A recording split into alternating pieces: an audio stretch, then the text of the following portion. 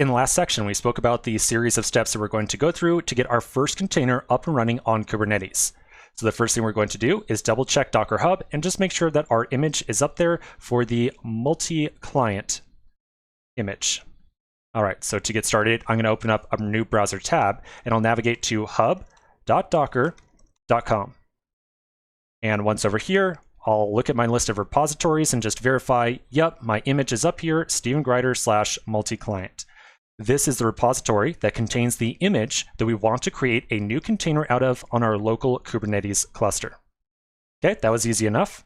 So I'm going to close that tab. And we're now going to move on to our second task, which is to make one config file to create our container. Now, to make this config file, we're going to create a new project directory. We're going to open up our code editor inside that project directory, and then we're going to start writing a little bit of configuration into it. All right, so I'm going to flip on over to my terminal.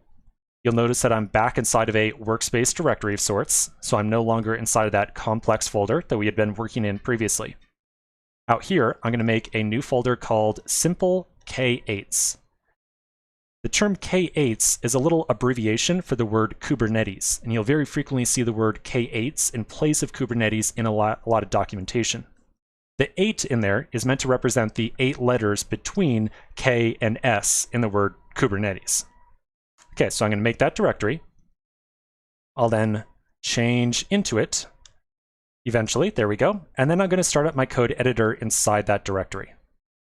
All right, there we go. So now inside of here, we're going to make a configuration file. And remember, the ultimate goal of this file is to create our container inside of our local Kubernetes cluster.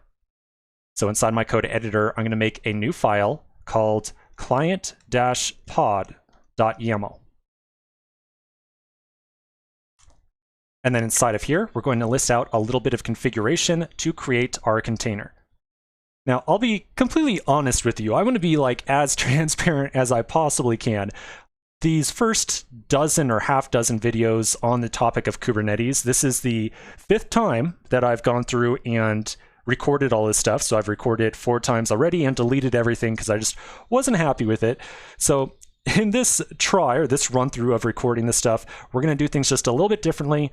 We're going to write out all the configuration inside this file, and we're going to write out all the configuration inside that second configuration file as well. And then once you see all this configuration in front of you, we're then going to do a real big discussion and talk about exactly what every line of this configuration means.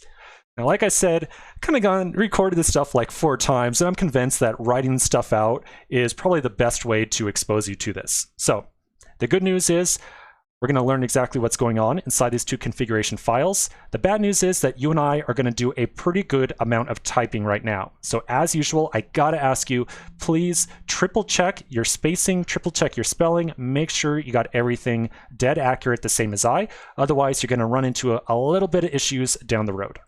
Okay, so let's get to it. Inside of here, I'm going to first type out API version :v1. I'll do kind pod. I'll do metadata. And then I'll do an indent and say name is client-pod. I'll say labels. And then I'll indent another line and do component : web. Then I'm going to go all the way back out. So no more indentation. I'll say spec containers, and then I'll do a dash to indicate an entry inside of an array. I'll say name client, image of your Docker ID, so Stephen Grider for me /multi-client like so. Now remember, when we put in this image name right here, that is assuming that our image is up on Docker Hub. If your image, for whatever reason, for multi-client is not on Docker Hub, you can always make use of my image name, my Docker ID, which is Stephen Grider. I'll then list off my ports that I want to open up for connecting to from the outside world, just as we did before over inside of our Docker Compose file. I'm going to have a single entry here, and I'll say container port is 3000, like so. Okay, so that's our first configuration file. Now, again, I got to ask you, please, I'm begging you, triple check your indentation, triple check your spelling on what you have. And once you're happy, we're going to create one other configuration file that's going to do a little bit of networking setup for us and make sure that the container that we're creating with the first configuration file will be exposed or available to the outside world. So inside my code editor, I'm going to make another file. I'm going to call this one client-node-port.yaml. Okay, and then inside of here, we're just going to do a little bit more typing, and then we'll talk about what all this stuff is doing in more detail than you could ever possibly imagine. It will be great. Okay, so inside the new file, we'll say API version is v1. I'll say kind is service. We'll do metadata. I'll give a name of client-node-port. Then I'm going to unindent, so I'm all the way back out to the left-hand side, and I'll say spec with a type of node port. We'll do a ports array, so I'll do an entry in the array indicated by this little dash right here, and I'll say port is 3050. I'll do a target port of 3000, and I'll say node port of 31515, like so.